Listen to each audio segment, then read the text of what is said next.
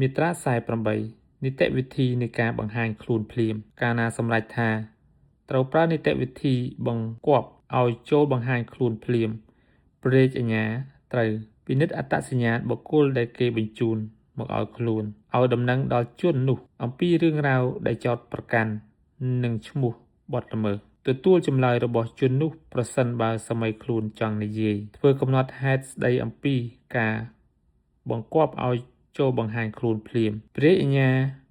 ប្រាប់ជនជាប់ចោទថាខ្លួនមានសិទ្ធិសុំពឹងពាក់មេធាវីតាមការជ្រើសរើសរបស់ខ្លួនឬចាត់តាំងឡើងដោយអនុលោមតាមច្បាប់ស្ដីពីលក្ខន្តិកៈមេធាវីជ្រើសរើសឬចាត់តាំងត្រូវបានទទួលដំណឹងភ្លាមមេធាវីអាចពិនិត្យសំណុំរឿងនិងតាក់ទងជាមួយជនជាប់ចោទបាននីតិនៃទម្រង់ការទាំងនេះត្រូវចុះនៅក្នុងកំណត់ហេតុបើពុំដូច្នោះទេនីតិវិធីត្រូវទុកជាមោឃៈតុលាការជាន់ដំបូងត្រូវបានទទួលបណ្ដឹងតាមកំណត់ហេតុស្ដីពីការ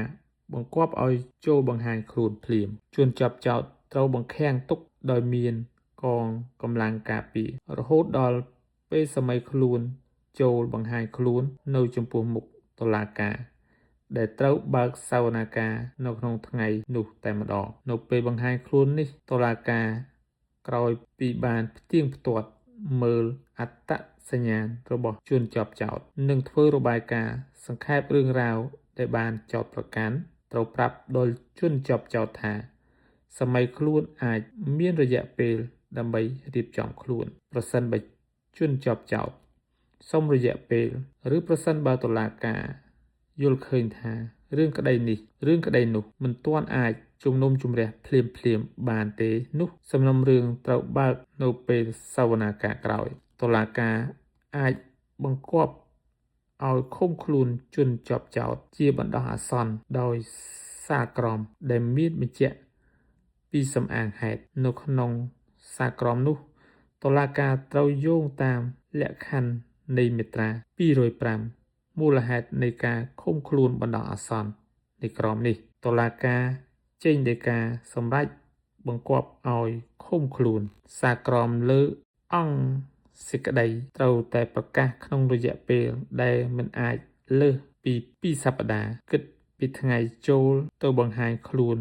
នៅមុខតុលាការឃុំខ្លួនបណ្ដោះអាសន្នត្រូវតែបញ្ឈប់ដោយពេញច្បាប់ក្រោយពីផុតរយៈពេល2សប្តាហ៍ប្រសិនបើតុលាការដែលបានទទួលបណ្ដឹងតាមនីតិវិធីបង្គាប់ឲ្យបង្ហាញខ្លួនភ្លាមយល់ឃើញថាលក្ខខណ្ឌនៃមាត្រា47ការបង្ហាញខ្លួនភ្លាមនៃក្រមនេះមិនបានបំពេញទេឬក៏ដោយភាពសាមញ្ញនៃសំណុំរឿងតម្រូវជាចាំបាច់ឲ្យធ្វើ